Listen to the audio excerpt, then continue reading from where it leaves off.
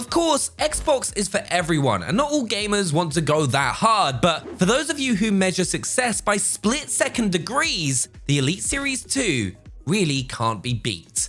To help you get the very most out of it, we thought we would lay out a few tips on how to configure your controls on a few of our favorite titles. But first, let's get to know the gamepad itself a little better.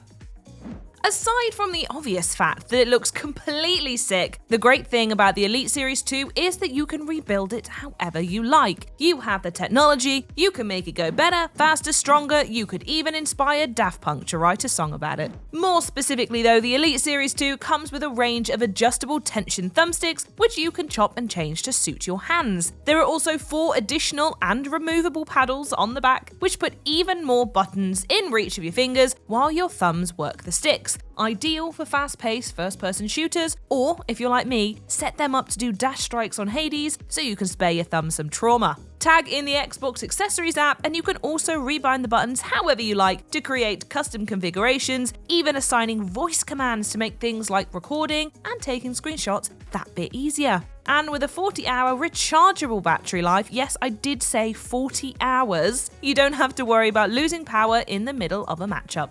To really get the most out of it though, many of Xbox's top titles also allow you to tinker about with their in-game controls. So with a tuned-up Elite Series 2 in your hands and a couple of choice in-game adjustments, you'll be totally unstoppable, so here are a few of our favourites.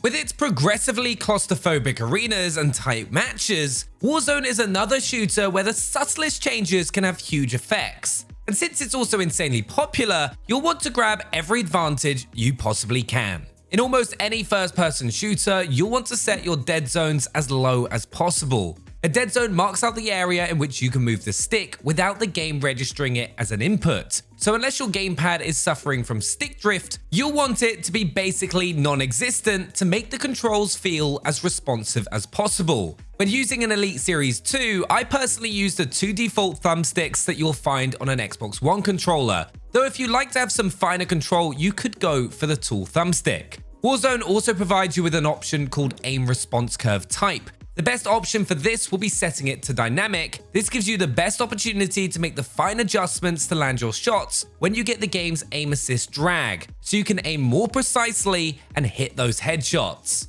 You'll also want to set your slide behavior to tap and maybe add a paddle on the back of your controller so you can then slide cancel, which is an advanced movement mechanic in Warzone that will make you a harder target to hit.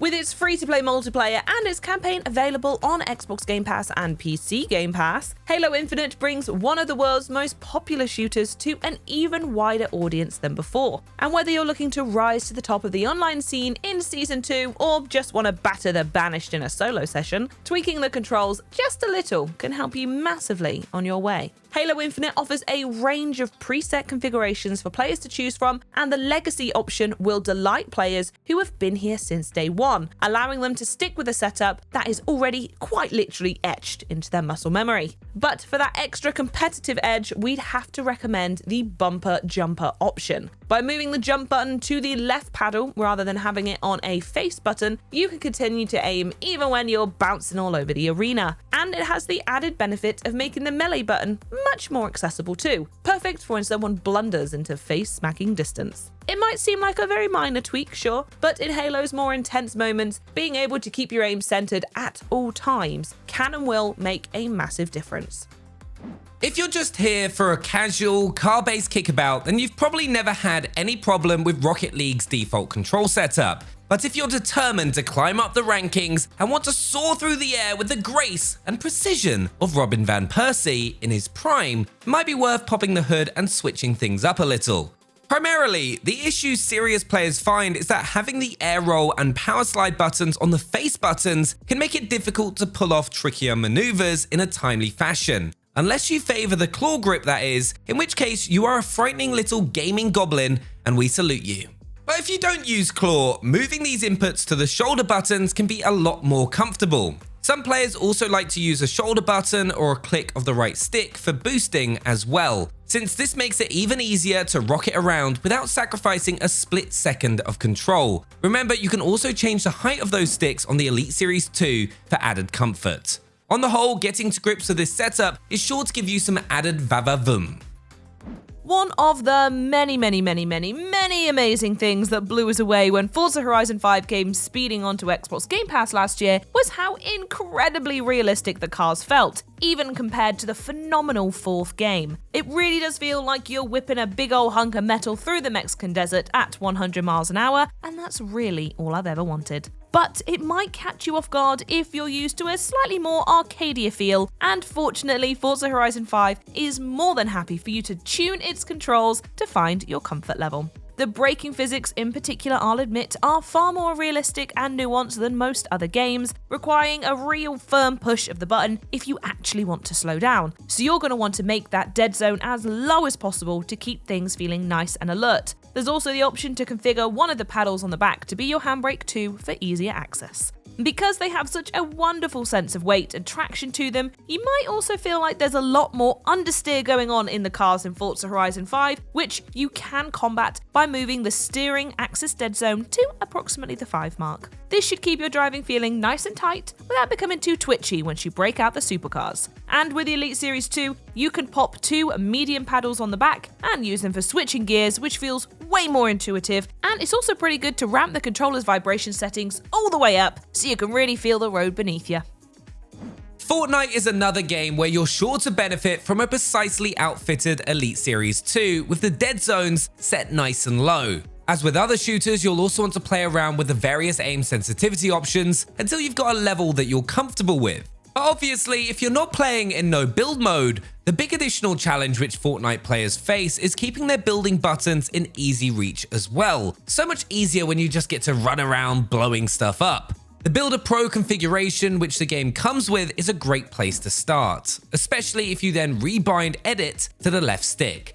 This keeps your thumb right where it needs to be at all times. Having the dish option on the D-pad too can also help things become a bit smoother when configuring edits. Turn on Enable Edit on release and you can also get straight to editing as soon as you've let go of the select button, which will take out a button press and chop your construction time down just a little bit. We then like a combination of low look sensitivity and high build sensitivity, since this keeps you nice and agile while still allowing you the precision you'll need while building. With all its sprightly characters, Apex Legends is another game where you'll really benefit from a bumper jumper setup. With folks like Valkyrie screaming through the skies, you're definitely going to want to keep your guard up while you're moving through the air. And just all the time, actually, now you think of it, what with all the nightmare robots and cyborg ninjas running around out there. To help you deal with the incoming threats, it can also be pretty good to set aim to hold, so that you can switch between aiming down your sights and firing from the hip as fluidly as possible. On the other hand, crouch is probably better on toggle, so you can continue to look and move freely while you're hunkered down. Again, sensitivity controls mostly come down to your own personal preference, but it's a pretty good idea to keep the yaw speed, which controls how fast you turn left and right, quite high, so you're able to whip around on everyone trying to sneak up on you. Pitch speed does pretty much the same thing as well, but it's on a vertical axis, so you should probably keep this a fair bit lower, otherwise you might spend a lot of your time looking up at the sky. On the Elite Series 2, it's also a good idea to fire a paddle on the back and use it for your shields and meds, since this will be just a touch quicker than hitting up on the D-pad. You're also probably going to want to bump the controller's hair trigger lock up to the highest maximum setting, so you can really go to town on those trigger buttons. So the quest to get good is a lifelong journey, and you should always remember not to drive yourself too nuts in the pursuit of a slightly better kill-death ratio. We've all been there. The reason we play the games in the first place is to have fun after all. But if you enjoy rising through the ranks, then a well-designed Elite Series 2 gamepad and a few choice configuration tweaks might just help you eke out that all-important advantage next time you're in the thick of things. Let us know down in the comments any of your controller tips, and don't forget to subscribe and ring the bell for more Xbox advice, info, and good general vibes. Goodbye, everyone.